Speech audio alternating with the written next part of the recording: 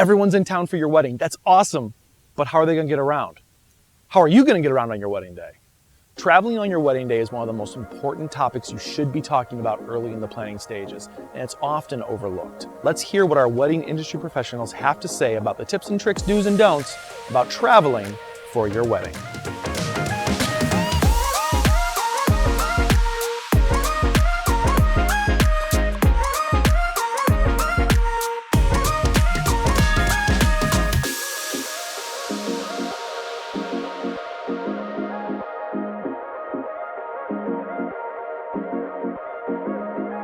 Give yourself enough time so that you're not arriving so close to the wedding day, like if you're an out-of-towner. Give yourself a day or two before to be in the city. But I think even day of, if a couple is doing ceremony and reception at two different sites, please take into account just traffic. Because I see this kind of happening more and more, especially with Friday traffic in the city. Oh my God, like you really do either, like, you know, now with Ubers, like try to do something like that, or just really avoid getting stuck like in all the congestion. And I would say more to couples, keep that in mind. That's really a couple thing. Like keep in mind where you're having everything, because yeah, we've had situations where, and I get it, you know, we have a couple hold the ceremony, you know, at a church maybe closer, like more south, and then the reception's way north.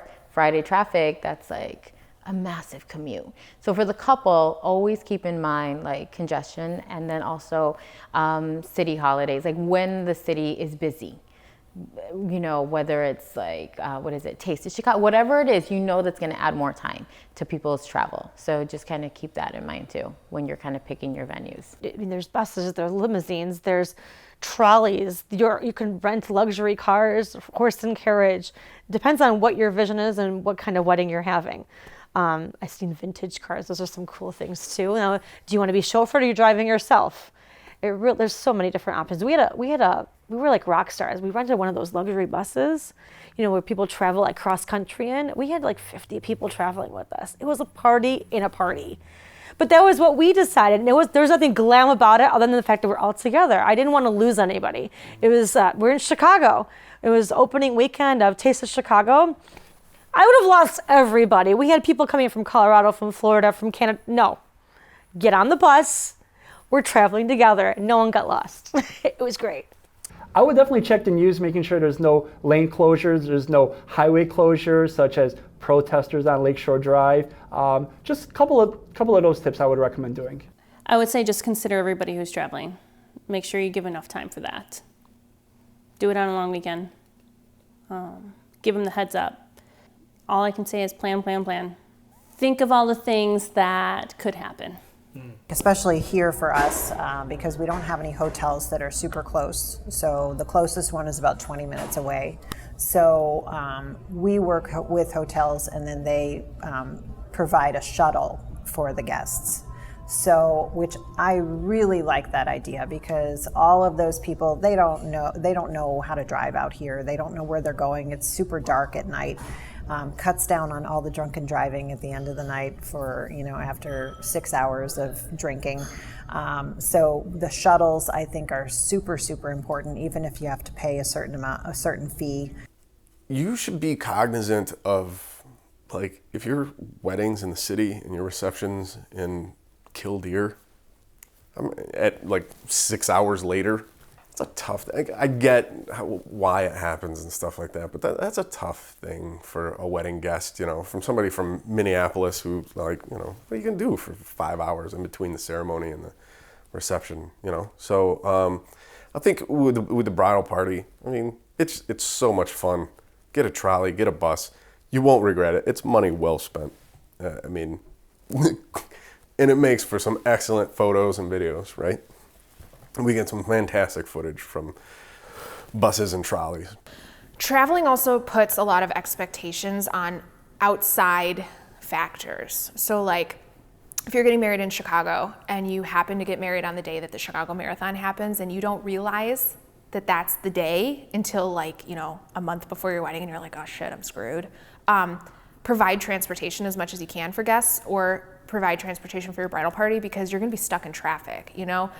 Try to find, if you're getting married in a big metropolitan city, events that are happening. There's websites you can go to that will tell you what kind of events are happening around your wedding day, and that might steer you away from a specific day. If you have guests coming in and they're staying at a hotel, like clearly make hotel room blocks accessible and available for people with clear deadlines of when you need to do that. If you're staying at a hotel that offers shuttles to the reception venue, take them up on that, you know, so you can get large groups of people so that you know at 4:45 there's going to be a shuttle, at 5 o'clock there's going to be a shuttle, at 5:15 is when your ceremony starts. So you know that a lot of your guests will be there because they're arriving in mass transportation. Make it as easy as possible, but there's also, it's an expense, I understand, but sometimes you need to spend money for your mental sanity. So I think a lot of that kind of goes into your planning process when you are planning the wedding. Keeping your venue close to where you're having your ceremony. I personally love weddings that have ceremony and reception in the same venue, so it's seamless for your vendors, it's seamless for your guests, and for you and your bridal party. Less room for mistakes to happen and traffic. So that's what I would say. But if you don't have that, having a shuttle service that can shuttle you and your guests or you and your vendors from place to place is also really good. Because if you have, I just think like vendors all come in different cars. So if you have 7 vendors in different vehicles, all coming and arriving at different times, it could be a recipe for disaster. So if everyone is together, at least everyone's together. Definitely padding the timeline again in terms of travel times in the city of Chicago.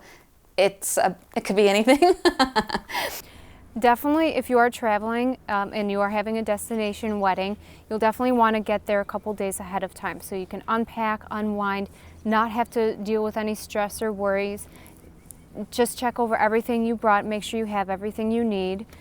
For your guests that are traveling, just let them know the check-in and check-out times. So if they need to get ready prior to coming up for your ceremony, they're prepared and they don't have to worry about getting here and not being able to get into their room. As a wedding industry professional, when I travel for destination, I try to get there a day or two before anything else happens. Why?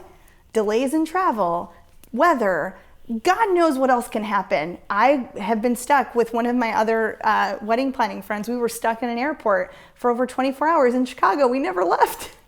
So, I mean, literally, we got there in time for the rehearsal, but we were stuck for a day at O'Hare because there was no gate. So you just never know, right? So it's delays in travel. I bring my survival kit. I bring my radio headsets, bring my clipboards, all my information.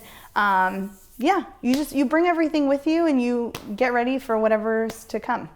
If it's a very small wedding party, or if you don't have a wedding party, the new trend is no wedding party. It's just the couple and the photographers or the video. Just get an Uber. Super easy, Uber XL, pop in, pop out, done. If you have a large bridal party, don't worry about getting a stretch limo. Get a bus, get a school bus, get a Greyhound bus, it doesn't matter. Nobody really cares about the type of transportation. They only care about that it's comfortable. You can't have grandma crawl into a stretch limo and have her crawl all the way to the back when she's 80 years old and she has 2 knees replaced. It's not a good idea. Grandma wants to climb up and walk to the back of the bus. Grandma doesn't need to scoot in. So make it as comfortable as possible for a lot of people, or make it as easy as possible, you know, if it's not too many people. I think one of the most important things is have something that has a lot of room in it. Don't pick a small limo if you have a large bridal party. I've done that. So make sure everybody's comfortable. Get like a bus or something with room. So especially the more people you have, keep that in mind. I would plan accordingly. Give yourself a lot of time. That way you are kind of settling in, not worrying about rushing. Yeah, so really I think it's the time. Give yourself plenty of time to get settled. You know what I would say? Do plan for extra time, but not in the regard of getting there. Like, of course, do that so you're there on time. But plan for time to experience the city. Like if you're from out of town and you're traveling to Chicago, don't just fly in, go to a wedding, fly home. Take a little time to enjoy the city. It makes the trip a little bit more worth it. Like you spend a lot to travel to a wedding when you're a guest. Like make it a little bit more of an adventure. It's always going to take longer than you think it will. Especially in a city like Chicago, really look at your date with things like music festivals and marathons. There are a lot of different things that can go on in the city that can make travel more difficult. So just make sure that you and everyone involved with your wedding knows if any of these events are going on, and always give yourself more time than you think you'll need. Well, to have a seamless event, allow for city traffic, especially if you're having your wedding in the Loop or anywhere off of a road that leads into the Loop. In the summertime, we have festivals, we have lakefront this, lakefront that. It's nonstop with the tourists and everyone else. So do everybody a favor and back up your start times on your invitations. Well, I think little things like having a little snack bag or something for people that are stuck in cars. Make sure they have enough water. Make sure if you know somebody's, for example, always late for stuff, give them a different time. Be there at 4 o'clock when everybody else is to be there at 4:30, you know. Anticipate stuff like traffic and weather and parking. These things, you know, especially if it's going to be downtown, it's going to take longer. Assume the worst situation, and then when it doesn't happen, you've got the luxury of that. But little things like that, being prepared for different things, double checking the times with the limo or the trolleys, transportation, and see if you can get people to carpool, because that will certainly cut down on the factor of people getting lost, and then work out all the parking stuff well ahead of time, because you don't want to be getting texts, oh, we can't find a place to park. Have that worked out, either it's valet or this is specifically where to park. You don't want to be dealing with all the mechanics of all that kind of stuff. Anticipate, and you'll be in good shape. We hope this episode of Vendors helps you on your wedding planning. Be sure to like, follow, subscribe, and to share to make sure you and your fellow planning couples don't miss a single episode. If you enjoyed watching this video, be sure to check out our entire conversation in the podcast. You can find all of today's vendors and their contact information in the details below this video. And be sure to check out all of our episodes about these amazing wedding industry professionals. We'll see you next time on Vendors. Vendors is produced and edited by Night Owls Media. More information can be found at nightowlsmedia.com.